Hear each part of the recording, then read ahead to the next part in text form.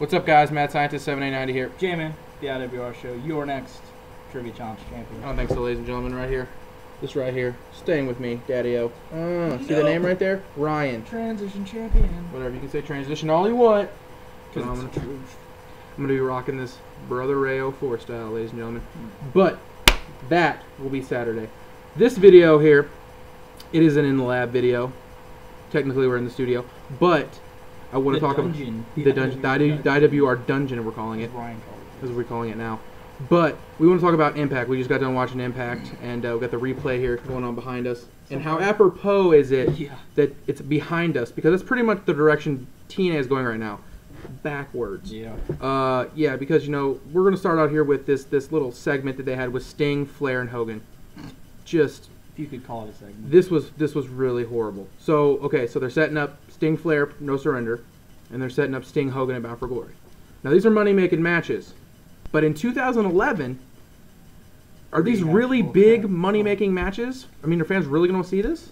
I mean, yeah. I mean, there's definitely a portion of fans that really want to see it. They're the people that have been there the entire time that we've seen all this rehashed crap go on in the past. And, you know, that's just what people like that's going to satisfy those kind of people. But those are the true people that watched TNA before these guys came in here? No. You're not satisfying your majority of TNA wrestling fans. You're going to satisfy the people that came in the Hogan and the Bischoff era, but they're not satisfying us because we have a brain. So, I mean, it's not going to happen. That is true. Not going to satisfy me. And the segment itself was really it was absolutely horrible. Just Sting rubbing just paint on Hogan's face and hugging just that. Well, everybody wants milk and cookies, and it was just puppies and all this. Flair just loses it and just does his normal. It was just all over the place. And I know that's what they're setting up for. And I do get the feeling that this is probably Sting's retirement run. You know, probably wants to finish off with Flair and Hogan and then probably done with it. You know, he said he was going to retire last year. Dixie kept him around. She you know, talked him into staying. So, I mean, this could be it right here for Sting. So if you're a Sting fan, you might want to continue to watch because this might be the... Robert, yeah. Talking to you, Robert. This might be the last time you get to see him. So, next thing we're going to talk about recently, Jeff Hardy is back at these tapings. That just happened tonight. Let me mention, during tonight, the exact same time that Impact was on, just do it live. I mean, come on, just stupid stuff, people. You're taping Impact. You're taping Impacts while Impact's going on. So you're losing those fans right there. Okay, if they have DVR, they'll watch it. But true. But still, you're losing fans. That's just idiotic to me. Dumb. But okay, so you got Jeff Hardy on these tapings. Where do you go from here? The only logical person I think that he could face would be Sting, and that would make sense, right? With what they did. Yeah, or somebody in Immortal, because you know what happened with Bischoff and that whole thing. Yeah. Does he come back face? Does he come back heel? What does he do? Do fans boo him, or? It's going to be really hard for any Hardy, if Matt ends up somehow coming back to professional wrestling, though I think he might be dead or something somehow, in a gutter somewhere. But it's going to be hard for Hardy, in my opinion, to come back as a face. I just think it's unless it's just, you know, the kids and all the, you know, the girls that have liked Jeff Hardy for the longest time, and whatever they do, you know, they could jump off a cliff and they'll follow right through him. So I mean, it doesn't matter what they do, they're gonna love, you know, Jeff Hardy, whatever happens. But I just think for him to come in face again, it's gonna be really hard. And I just think that, and I was actually a fan of his heel gimmick that he had before he left TNA. But you know, with all the problems that happened there, but it'll be interesting to see what happens next week. Interesting to see him try to integrate back into TNA's, you know, storylines and angles and what they do, if he's still an Immortal, if he's still this or that. But it'll be kind of interesting to see him back in TNA. Yeah, I feel like this is another money-making type thing. You know, I think Jeff Hardy's one of those guys who does very good selling pay-per-views and product and you know, all kinds of other stuff like that. So I think that's maybe a ploy to bring in more buyers probably as well. But I really don't know where they're going to go from here with him, because their direction is... There's a lot of ways they could do it, but in a lot of ways there's only a couple ways that'll probably make a lot of sense, but it'll be tough to see what they do there. Yeah. Now, shining light coming through here, Impact, probably one of the best things they're doing is this heel run with Kurt Angle, I think. And, you know, Crimson getting a little chance here to shine a little bit and show what he's got here. Now, we were talking about this recently. Maybe it's too soon for Crimson. You know, maybe he came in here too soon. Maybe he's doing too much too early. You know, I get that feeling that Kurt Angle's one of those guys that has that respect with, you know, the people backstage. That, you know, another guy would be like, hey, I want to take on this guy, and I want to, you know, push him, and I want to do this. Might not happen. Eric Bischoff might not let it happen, but Kurt Angle has that respect from, you know, the guys backstage. Maybe he's saying, hey, I like what Crimson's doing. He looks the part. He wrestles good. You know, he's decent on the mic. I'm sure he can get better. Oh. I want to push this guy. So, I mean, maybe that's where they're leaning towards with this. But then you also got to look at what happened just with Samoa Joe on Impact tonight as well. Just stomping on his leg. I mean, you're going to have Joe just running out and just destroying people. Yeah. I mean, what are they doing here? Yeah, I mean, like you said with Crimson and Angle, I think it's a lot of the lines of what happened back when Kurt Angle first came into TNA, where he wanted to get in there with their young talent. You saw what he did. We're coming right in there with Samoa Joe, which ended up being in some great stuff. He got in there with guys like AJ and all this kind of stuff. So it was great to see all, anybody you put in the ring with Kurt Angle is, going to end up having some sort of good come out of it just because Desmond Wolfe, I forgot about that. Exactly. Desmond Wolfe coming right in there. They had that great match with Jay Lethal when they had that X whole thing where Kurt Angle wrestled 3 matches in one night. So, I mean, anytime you get in there, and he loves to, it just seems like he loves to elevate everyone he's in there with. And, we were talking, a couple weeks ago thinking about ideas of what was going to go on with Samoa Joe. And one of the ones that we thought of is, he's been losing all these Bound for Glory series matches, just been looking terrible and all this kind of stuff. And we thought it would have made a lot of sense instead of him coming out and, just destroying people to destroy people in matches and win and, gain points and start to really get on a roll and maybe end up winning the Bound for Glory series and seeing a Samoa Joe Kurt Angle match. And I think that would have been great to see. But, I think, Crimson has looked good. Thought he looked good tonight in the match with Kurt Angle. And I think his ability on the mic can actually, get better than, he's decent right now. And I think that's, something that I think they really needed to check out with Crimson, because I think they saw that his ability in the ring was definitely there, definitely continuing to progress. He has a good look. Exactly. He has a great look and is continuing to progress in all fields. So, I mean, to me, I do think that it is too early to see a match with Kurt Angle and Crimson at Bound for Glory this year. I just think when it's your biggest show, I just don't think that, that big money match or whatever you want to say is going to be filled with something like a Hulk Hogan and a Sting. I think you need to have, and I think there will be other great matches on that. It looks like they could possibly do AJ and Daniels or RVD and Jerry Lynn and stuff like that. But I think for your world title match, you need to have something that describes what is great and what is about your company. And I think something like a Samoa Joe and a Kurt Angle would have made a lot of sense. But I just think Crimson's not to that point to where he should be in a main event world title match at a Bound for Glory. Yeah, I'd probably agree. I'm a Crimson fan. I think he has the right look. He's pretty good in the ring. So, I mean, we'll see what happens here in the future. Yeah. But we have a couple of storylines here going on right now that are all over the place, I think. RVD and Jerry Lynn with the situation where he just keeps costing him matches. Yeah. Devon and Pope, whatever they're doing, just is all over the place. Abyss, is he in and out? Immortal? Who knows what's going on with that? He just watches matches from he just stands and watches. Stand there. Yeah.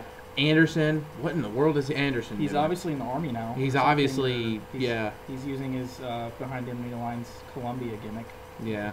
That's awesome. Horrible just movie. Beat the crap out of Gunner. Yeah. Just Gunner looked messed up. That was a horrible blade job. Yeah. But it's interesting to see what they're going to do with. There's some really just weird feuds going on here. Also, mention AJ and Daniels. This is really weird to me as well, because to me it feels like Daniels is going to it might retire as well, or he's going to turn heel. We don't know what's happening with the tapings going on tonight, if AJ and Daniels had a match or whatever it is they did. But doing that promo where, I don't know if I can't live up to, being in the ring with you and doing good matches with you, I just, if I can't live up to my potential of, doing what I normally can do, I'm just not going to wrestle anymore. There's no reason for me to wrestle. I don't want to be one of those guys who, is in the ring when they're 50 and just can't do the things that they used to be able to do. Yeah. So I just don't see it. I don't see them needing to bring in this whole retirement thing. I just don't think it makes a lot of sense. I mean, they could play it off like that. That's going to be something to where they could do. But I just think it makes a lot of sense with what they're doing with AJ and Daniels to just have them have another match. And I think that if they have another match, I think that what they need to really do is just have Daniels turn heel. I think that'd be just something better, because not only can you do that, you could do a whole bunch of different things. I mean, you could end up putting him in Immortal. You could end up feuding him long run with AJ or something like that. I just think he needs to do something that will continue to bring more ideas in to be able to continue something, whether it's with AJ or just going into something else. But I'm really looking forward to yet another AJ and Daniels matchup. Yeah. So we're leading on here to Bound for Glory. They got 1 week left or something before they get down to the Final Four. Before I think it's decided tonight, on the TV. So I mean, I guess it's looking like probably right now you're looking at Crimson, Bully Ray. Bobby Roode and James Storm are the ones that I think are in there up in the top. So, out of those 4 guys, I mean, who does it make sense for? I mean, I don't think Bully Ray's going to win it. No. James Storm, probably not.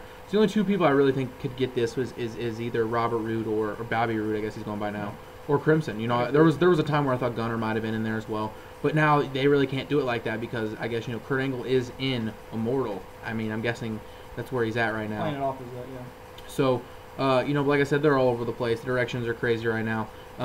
To me, I'm gonna go with I think it's gonna be Bobby Roode, honestly, because I mean what they're doing with what they ended Impact with Joe and just busting up Crimson's leg. It looks like they might lead into Joe doing that and facing Crimson at Bound for Glory or whatever they're gonna do. Yeah, I'd be all for that. My favorite would probably be a Bobby Roode also. I think that that's the match I would want to see. I want to see Bobby Roode and Kurt Angle. I just think that Bobby Roode has been looked at as a guy that can really bust into the main event scene for a long time now, and I think he has every possible tool to be a great main eventer, to be a great world champion in the long run. And I think, whether they want to end up doing something to where in that four-way that happens at No Surrender, they want to have Storm and Roode, turn on each other, or they want to do this and that. I think that would make a lot of sense, and I think that, they have, Storm be the heel out of that, and then have, Roode come out as the face, face and, heel and Kurt Angle. I think that would be a great match, and I would like to see that. Once again, I think it's something to where you could kind of almost say that it would be something to where you need to get more behind Roode going into a Bound for Glory. I think it's yet another case of somewhere where you could look at someone else probably making a lot more sense in that match against Kurt Angle, but I think Bobby Roode has definitely seen times of where he's looked like he could be the main event guy with that great promo he cut a couple months back, referring to all the people being released by TNA that are TNA guys. So he really represents a TNA base and a TNA foundation that he's been there, since about day one. And, so that would really represent what a TNA would be. And, I don't think Crimson is to that point to where we really focus on the TNA, World Championship going in that match. But Bobby Roode and Kurt Angle would be something to see. Yeah. So, I mean, these impacts that we've been watching, we're going to wrap it up here, but the impacts that we've been watching here, hopefully this does not display what we're going to get at these pay-per-views coming up here. Hopefully we get our, a good Bound for Glory. Like, Jman here, he's a patient man. He's been, he's one of those people that all the time says, wait, just let's see what's going to happen before we make a big deal out of it. Yeah. So... I'm not going to jump to any conclusions. I'm going to let it unfold and hopefully, go to Bound for Glory and see where this goes from here. So, I don't know. I mean, as you said, as the patience, I just see that a lot of wrestling companies and a lot of organizations has really seen bad years and have seen bad times.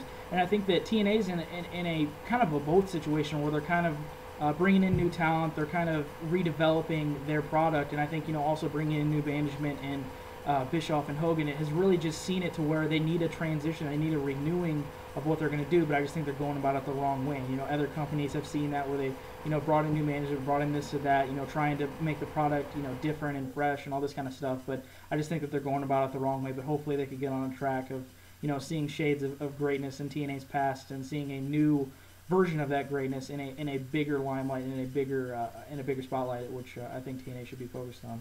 So, yeah, I would totally agree with that as well. So, this is going to wrap it up here. I'm the Mad Scientist 7890. Jman, IWR. And be sure to check out Trivia Challenge this Saturday. Watch me win it, baby. Yeah. We'll see about that, ladies and gentlemen. It's gonna be crazy. So check us out. Thanks. Subscribe to me. Subscribe to IWR show. Yeah. And thanks, guys.